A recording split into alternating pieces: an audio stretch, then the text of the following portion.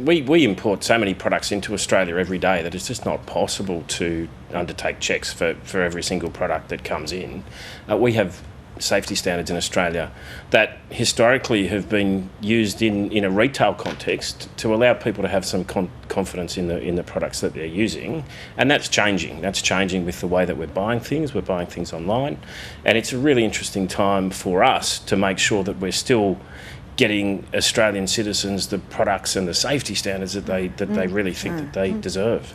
When we're talking about the safety standards, what are they? What does that include, and what are the ones that are being failed by these products? So, Joe, it's really dependent on the product, and there's different risks that attach to different products. So this time of year, people are thinking about buying Christmas lights. Now, that's a really high risk type of product to be bringing into your house, and there's been some awful incidences in Australia over the last few years with Christmas lights, and we have world-leading safety standards for electrical products.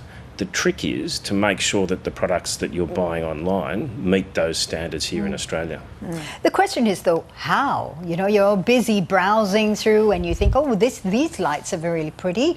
They must be safe, so let's just buy them. So how do you ensure that they are safe?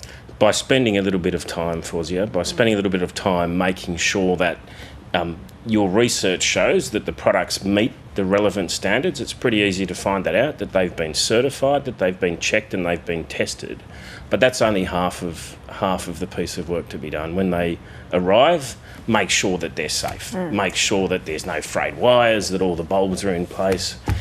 And it's always a good thing to think about where you're buying these products from. So the risk exists in Australia and overseas. It's not a question of buying from online retailers, but if you're buying from a retailer that you know, that you trust, that's been around for a long time, you're going to have a little bit more confidence in the products that you're bringing into your house.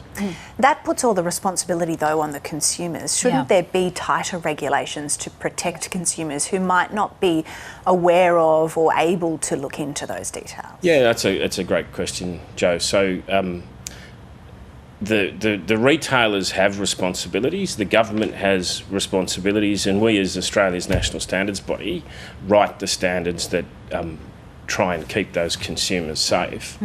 But when you think about the number of products that are available now, there's really a consumer piece here of just making sure that if you're buying products that might be high risk, so very different to buy a wooden toy from a toy that might have button batteries in it. If you're buying those types of toys, really think about just doing your own investigations to make sure that they're safe.